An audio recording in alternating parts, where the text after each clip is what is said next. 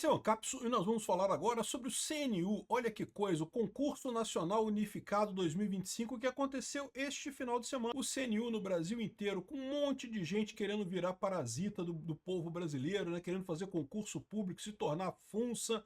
Parabéns ao pessoal que foi bem na prova. Eu não tenho nada contra, eu já falei para vocês, faz parte do ecossistema da cultura brasileira mesmo. Sejam muito felizes aí recebendo o seu salário de funça público e fudendo com a vida do brasileiro, como fazem todos eles, né? Enfim, foram 761 mil inscrições novas para o concurso, mas o que chamou a atenção foram duas coisas. Primeira coisa, a fraude, né? Teve o pessoal que estava pagando até 300 mil, até 500 mil reais.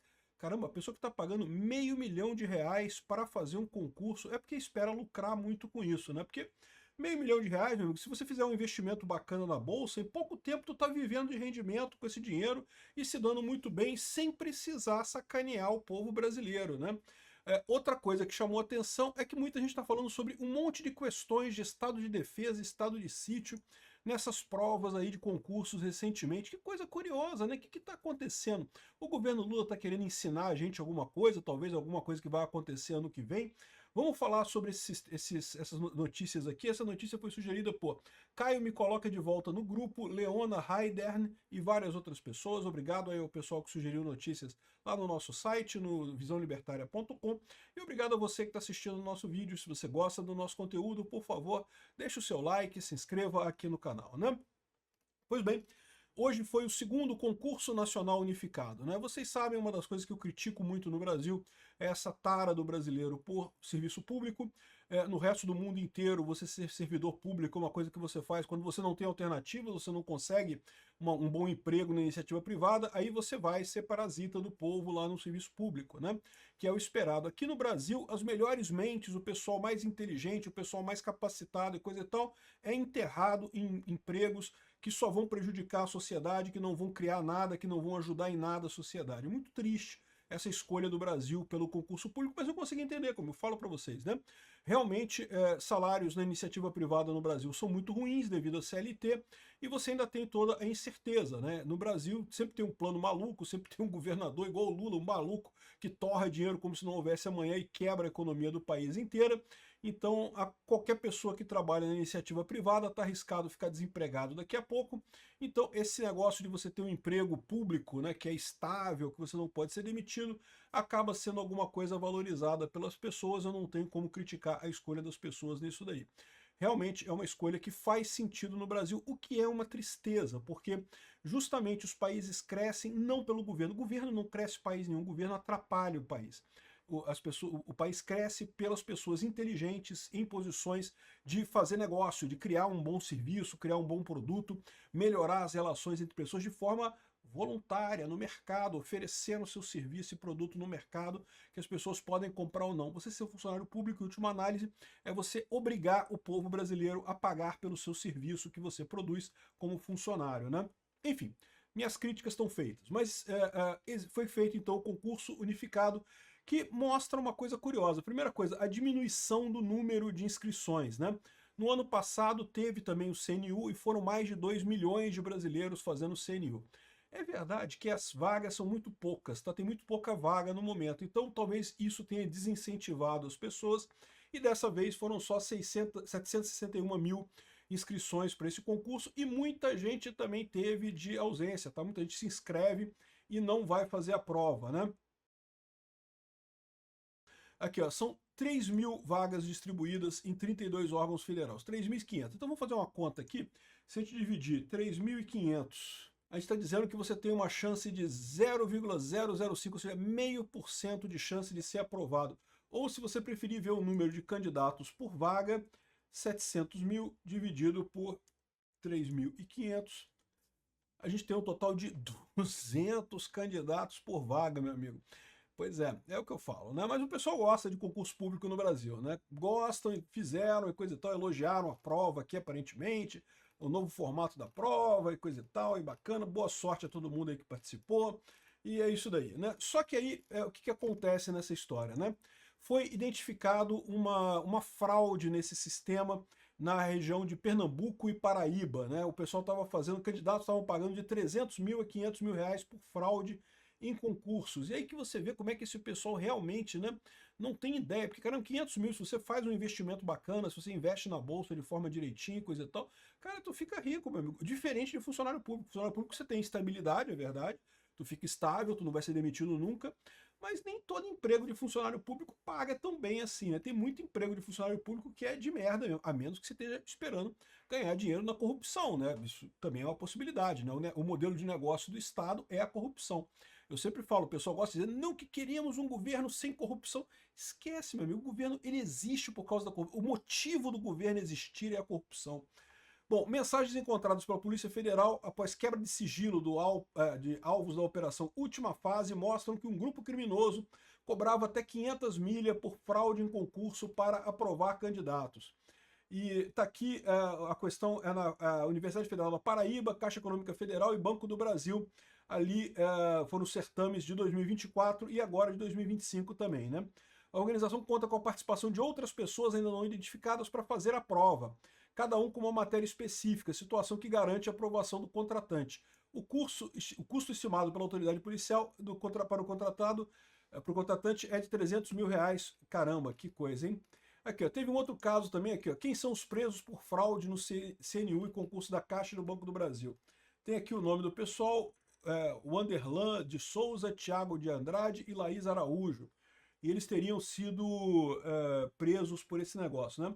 Eles dominam e conduzem as práticas delituosas tanto na fraude direta, com o fornecimento de ponto eletrônico e respostas no momento da realização das provas do concurso, quanto por meio de contratação de terceira pessoa para que se apresente como candidato, fraude por meio de falsificação de documentos, né?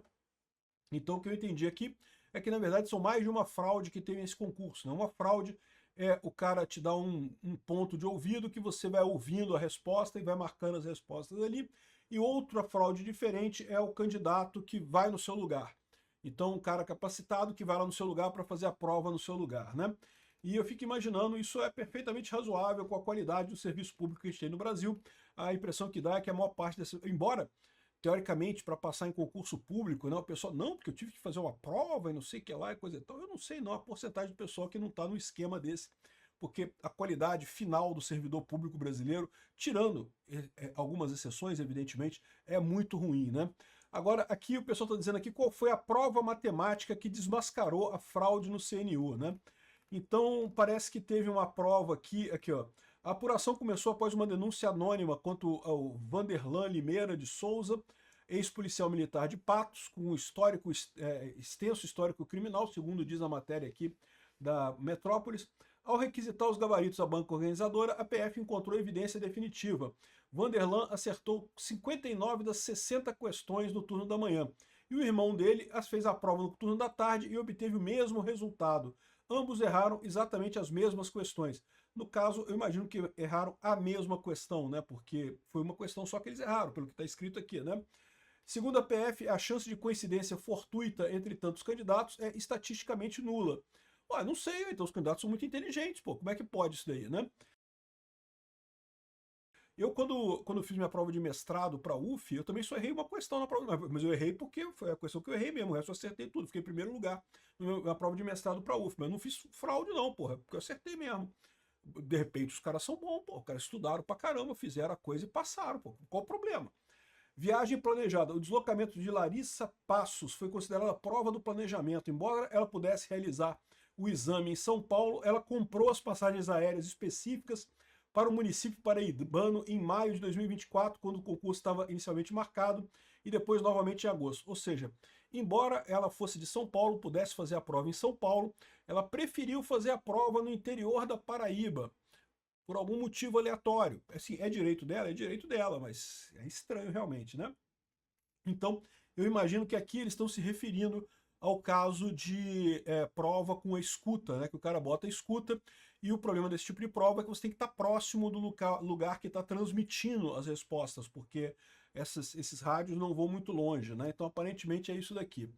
E, bom, outra coisa que chamou a atenção, que algumas pessoas comentaram comigo, que tem um monte de prova, um monte de questão de estado de defesa, estado de sítio nessas provas. Aliás, não é só nessa prova do CNU, não. Várias provas da FGV, da Fundação Getúlio Vargas, tem falado sobre isso. Essa aqui eu peguei uma questão só aleatória antiga, tá? Essa aqui é uma questão antiga, tá? Eu peguei só para exemplificar a coisa, né? Estado de sítio, estado de defesa, vocês sabem, é um instrumento que tem na Constituição brasileira que tipicamente é associado a golpe, né? Mas lembra que para você aprovar o estado de sítio, isso tem que passar pelo Congresso. Para você aprovar o estado de defesa, tem que passar pelo Congresso, tem que passar pelo Conselho da República e pelo Congresso. Mas o Conselho da República meio que não faz diferença, porque são alguns ministros do governo mesmo. Agora, passar pelo Congresso faz diferença sim, né? A questão toda dessa história é por que esse pessoal está querendo tanto que a gente fale de estado de sítio e estado de defesa, né? Porque assim, não é nada, não é nenhuma novidade, é muito simples, na verdade, está na Constituição isso. Está aqui no artigo 136 da Constituição Brasileira. O presidente da República pode, ouvidos o Conselho da República e o Conselho de Defesa Nacional, decretar estado de defesa para preservar ou prontamente restabelecer em lugares restritos e determinados a ordem pública e a paz social ameaçadas por grave e eminente instabilidade institucional ou atingidas por calamidades de grandes proporções da natureza. O que é essa ideia do estado de sítio e do estado de defesa? É que o governo pode suspender alguns direitos individuais durante algum tempo para responder a esse caso aqui, né, o caso de estado de sítio e estado de defesa. O decreto que instituiu o estado de defesa determinará o tempo de sua duração, especificará áreas a serem abrangidas e não sei o que lá, restrições aos direitos de reunião, ainda que exercido no seio de associações, ou seja, você pode proibir manifestações, pode proibir reuniões de qualquer tipo, sindicatos, esse tipo de coisa. Sigilo de correspondência, toda correspondência perde o direito a sigilo. Sigilo de comunicação telegráfica e telefônica, e embora não esteja dizendo aqui, evidentemente, sigilo de dados também é eliminado. Ocupação e uso temporário de bens e serviços públicos na hipótese de calamidade pública, respondendo à União pelos danos e custos decorrentes. Então, a União pode exigir o seu carro, pode exigir a sua casa, pode exigir qualquer propriedade que você tenha, para atender o estado de sítio, depois ela tem que te indenizar, tem que te pagar qualquer prejuízo que você tenha com isso, né? Então, o estado de sítio está explicado aqui mais adiante, que ele tem que... o presidente da República pode decretar isso, e em seguida tem que ser aprovado pelo Congresso. Aqui, o estado de sítio não poderá ser decretado por mais de 30 dias, nem prorrogado. Solicitada autorização para decretar o estado de sítio durante o recesso parlamentar, o presidente do Senado de imediato convocará o Congresso Nacional e não sei o que lá. Enfim, esse é o estado de sítio. E o estado de defesa seria um estado adicional, né? A dúvida é isso, né? Por que esse pessoal está falando tanto sobre estado de sítio e estado de defesa? Talvez porque o Lula planeja usar alguma dessas coisas ano que vem. Vocês sabem, né? Acusaram o Bolsonaro de fazer um golpe usando estado de sítio, o que é muito curioso, porque estado de sítio está na Constituição. Eu acho que é uma coisa errada? Acho que é uma coisa errada. Acho que o Bolsonaro não devia ter decretado isso. Aliás, ele não decretou isso, né? A verdade é essa. Mas o fato de ele cogitar uma coisa que está na Constituição não faz sentido. É direito dele. Ele poderia ter ido em frente, poderia ter decretado o estado de sítio, porque teria que ser aprovado pelo Congresso. O estado de sítio tem que ser aprovado pelo Congresso. Mas eu fico me perguntando, vocês sabem, a esquerda adora acusar os outros daquilo que ela faz, ou que ela planeja fazer, né? Eu não sei não, fiquei com medo disso aqui agora. Será que eles estão planejando alguma coisa para 2026? Obrigado por assistir o vídeo até o final.